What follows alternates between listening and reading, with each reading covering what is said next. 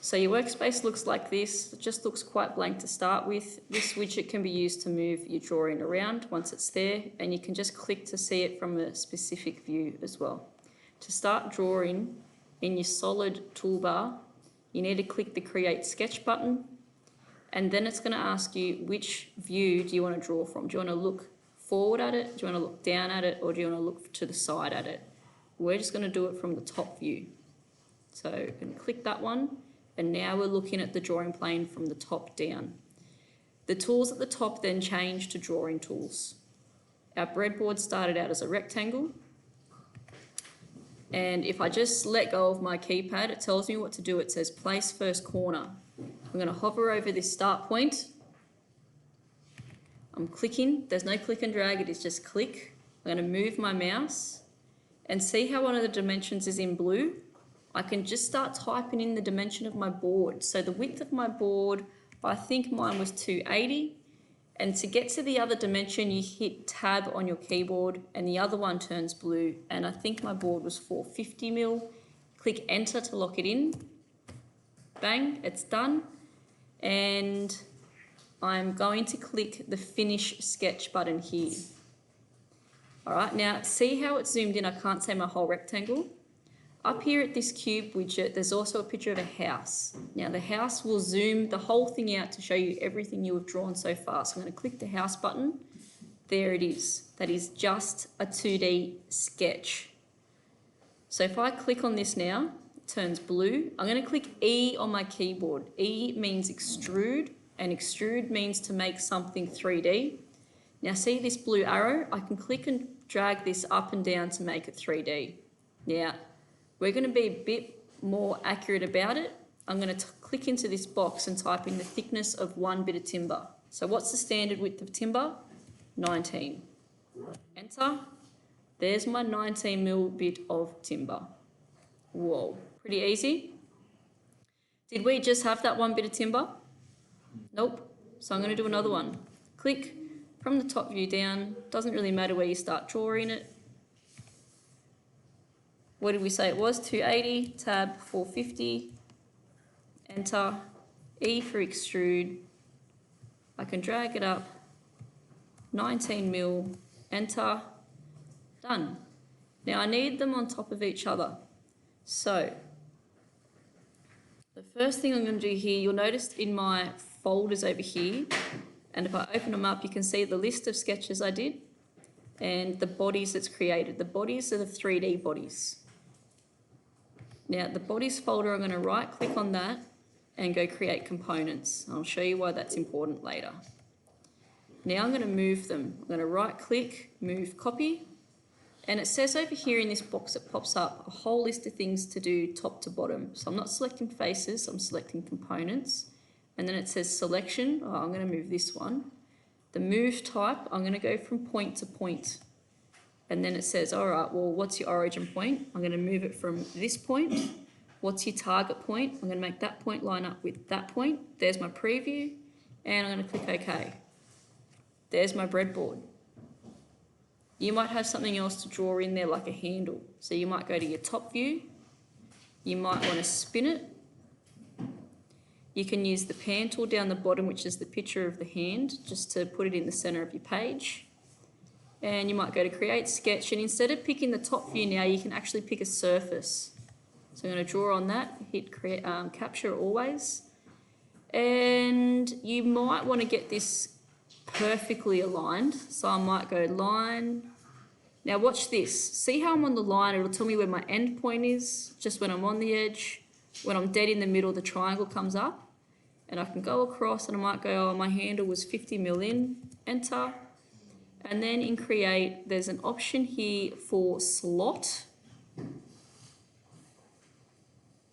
Center point slot might work well. Click.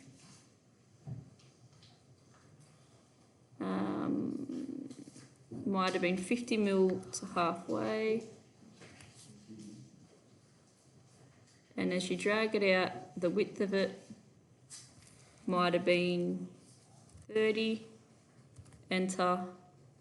That's a sketch, and if I click on the inside of it and click E, I can extrude it. Now, If I spin this widget, click and drag the widget, I can see now that I can drag that up like this, but if I drag it down, it will create a hole. Now you can type in the exact thickness of your board, or you can just drag it all the way through far enough and click enter. And there is the handle of your board, if you had one. Now, if you put curves on the end of your board here, there's a special tool called fillet. It's in modify, fillet, and you can pick an edge, you can hold shift and select two edges, and you can drag that curve in. Now, if you know what your radius was, you can just type it in. That one's there's 25, click OK, and I'm going to spin my board around to the other corner. Modify, fillet. You can drag the arrow in, 25, enter. And I can probably try and get these four all at once. Now, if you want to zoom, you can just do your 2-finger pinch on your trackpad.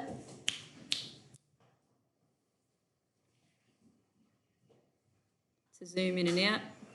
I'm going to hit that one, hold shift and multi-select.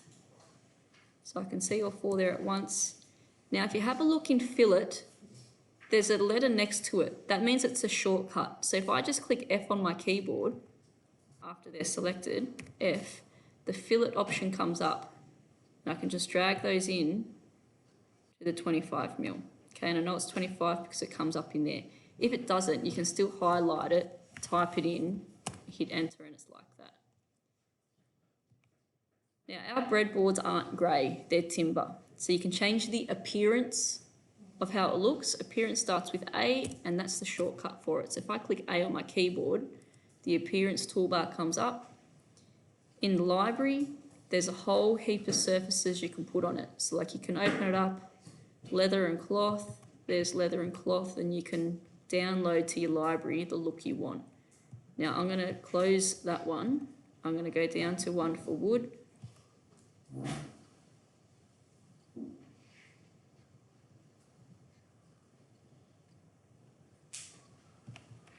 Oops. Wood, scroll down, and there's one there for pine. Now, I've already downloaded it. If yours has the download arrow, you need to download it first. And you just click and drag it onto it. Click and drag it onto it. Close the home button. You can spin it around, it's put it on all surfaces for you.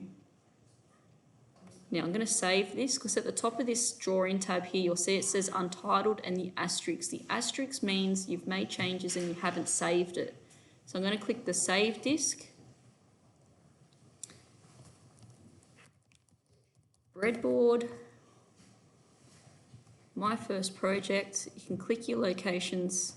I'm going to put it in my demo projects, first project. I'll just put it in there. Save. Done. Now, when you need to open this again, you click your data panel here, the 9 patch, and all your drawings for the first projects are under here. And you can just double click from there to open them. It is a cloud system, so if you forget your device or you go to a different device to use Fusion, you can still open it from there because it's all linked to your sign-in, okay? It's not your device. I think that'll do for our first video. That's enough to get you to draw this, and next lesson I'll show you how to, from that, create your orthogonal top, front and side view drawing. Hold on.